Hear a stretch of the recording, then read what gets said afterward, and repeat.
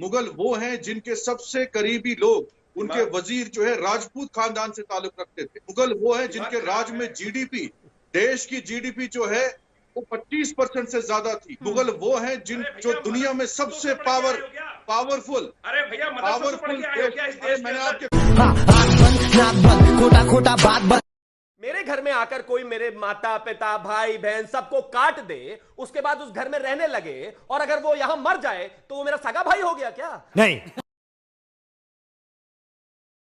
निजामी साहब, सीक्रेट बताइए, मुगलों से इतनी मोहब्बत मणिशंकर को, क्या सीन क्या है? देखिए रूबिका, हैरानगी की बात यह है कि आपने मनोज को सुना, और मनोज वही हैं जो पाकिस्तानी लेखक के चुराए हुए लिरिक्स को अपने लिरिक्स समझते हैं। चाहे वो कंगना हो जो कहती है कि हिंदुस्तान को आजादी 2014 में मिली। मुगल्स को आप जो है मिसलीड कर रहे हैं पूरी देश की जनता, और इनसे नफरत आरएसएस को इसलिए है क्योंकि मुगलों ने अंग्रेजों को मर्सी पिटीशंस नहीं लिखे। मुगल वो हैं जिन्होंने 1857 में अंग्रेजों का मुकाबला किया देश के लिए। मुगल वो हैं जिनके सबसे करीबी लोग उनके वजीर जो है राजपूत खानदान से ताल्लुक रखते थे। मुगल वो हैं जिनके राज में जीडीपी, देश की जीडीपी जो है वो 25% से ज्यादा थी। मुगल वो हैं जो दुनिया में सबसे पावरफुल देश। मैंने आपके खोटा खोटा बात बीच में नहीं बोला। जाके पढ़े ही नहीं पढ़े, जिसमें नहीं आ रहा है तस्लीम रहमानी साहब। आप मेरी बात नहीं, तस्लीम रहमानी साहब नहीं है, सलमान निजामी है। तस्लीम रहमानी नहीं है, ये सलमान निजामी है जो अभी निबंध पढ़ रहे हैं। मुगलों के लिए जो निबंध पढ़ रहे हैं वो तस्लीम रहमानी इस वक्त नहीं है, वो सलमान निजामी है। सलमान निजामी मुगलों पर जो ये निबंध पढ़ रहे हैं, नहीं सुनिए आप मैं आपकी बात कंप्लीट, मैं आपकी बात सुनिए। आज मैं आपके पीछे जो मुगलों के बारे में आप बोल रहे हैं सलमान निजामी, प्लीज स्क्रीन पर लाइए सलमान निजामी।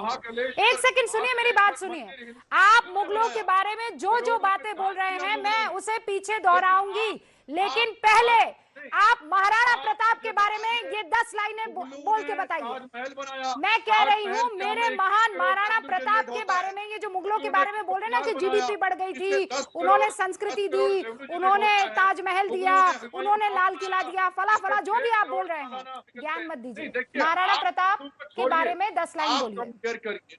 आप आज के महाराणा प्रताप के बारे में 10 लाइन बोलिए। आज जो सरकार है उस पर सवाल करिए ना। आज हमारे देश की महाराणा प्रताप के बारे में आप मुगलों को कंपेयर करिए। मुगलों पर 10 लाइनें पढ़ी कही सलमान निजामी, अभी कहिए। मुगलों ने तो रामायण और महाभारत को ट्रांसलेट करने की इजाजत दे दी। अरे मुगलों पर बोल दिया ना जितना बोलना था। मुझे आप लोगों से दिक्कत ये है कि आप लोग बहुत एक तरफा किस्म की सोच रखने वाले हैं। आप ये जितनी चाटुकारिता इस वक्त आप कर रहे हैं ना मुगलों की, उतना तो मुगलों के दरबार में बैठने वाले उन चाटुकारों ने नहीं की होगी। तेरा बाप आज मुझे बताइए, आज कैसे आती वो जो उनके कसीदे लिखते थे वो भी आज आपकी बातों को सुनकर शर्मिंदा हो रहे होंगे। सलमान निजामी, महाराणा प्रताप के बारे में बोलने को एक शब्द आपके पास नहीं है।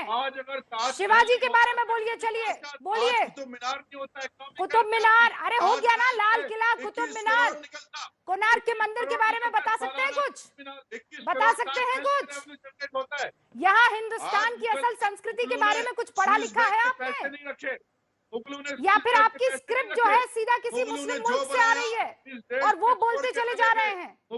कौन भेजता है आपको ये लिखकर, मुझे ये बताइए। शिवम त्यागी मुगलों के बारे में ज्ञान देंगे।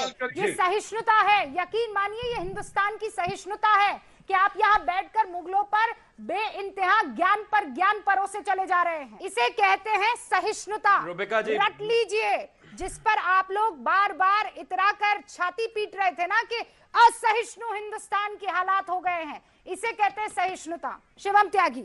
रूबिका जी, मुझे समझ में नहीं आ रहा, वाकई आप बिल्कुल सही कह रही हैं। मुझे आज ऐसा लग रहा है कि मैं पता नहीं कहां किसी और देश के चैनल पर तो नहीं बैठ गया। जिस तरह से मुगलों के लिए कसीदे पढ़े गए हैं, ये इंडियन नेशनल कांग्रेस कम हैशटैग मुगलिया कांग्रेस ज्यादा लगती है। मैं कुछ तथ्य रखना चाहता हूं, सबने अलग अलग किताबों का वर्णन किया है, मैं किताबों पर से कोट नहीं करूंगा। मैं सिर्फ आपसे इतना पूछना चाहता हूं, 1526, please Salman please, I insist मैं बहस 35 मिनट बाद मैंने बोलना शुरू किया है। रुबिका जी, इनको प्लीज आप कहिए, मुझे मौका दे दीजिए। मैं बहस नहीं करना चाहता, प्लीज। ये क्या बेतुकी बहस कर रहे हैं, चुप रहिए प्लीज। 1526 रुबिका जी, मैं चुप बैठा हुआ था बड़ी शांति से, आप इनको कहिए ना।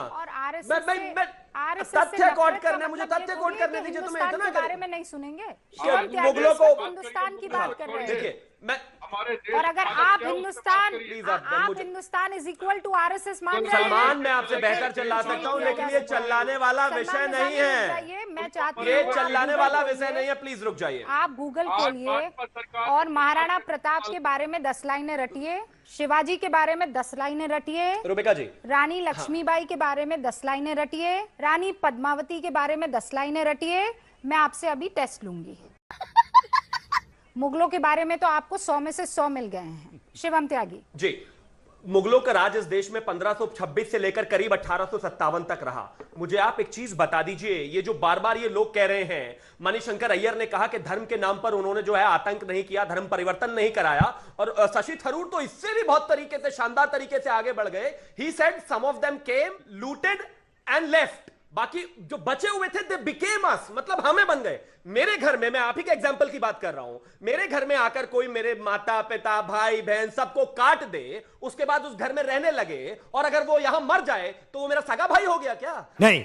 अरे वो इन्वेडर थे, वो गुंडे थे, लुटेरे थे, और वही रहने वाले हैं। अब आगे आ जाइए, आप मुझे एक चीज बताइए, सब किताबें छोड़ दीजिए। मैं बड़ी शालीनता के साथ पूछना चाहता हूं इस देश से कि 24 नवंबर 1675 को इस देश में सिखों के 9वें गुरु की गर्दन काट दी गई, औरंगजेब के कहने पर, उसके ऑर्डर पर। शीशगंज गुरुद्वारा देखते हो ना रोजाना, वो क्यों काट दी गई भाई?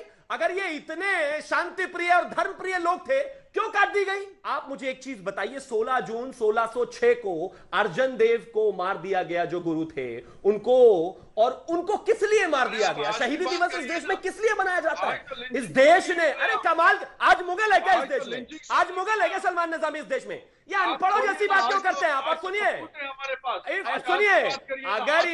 अगर ये शशि थरूर जी, I'd like to address you personally if you really think that you'll spread, क्या बेवकूफी है? आप मुझे एक चीज बताइए, और एक और चीज से मुझे बड़ी ना इत्तेफाकी है।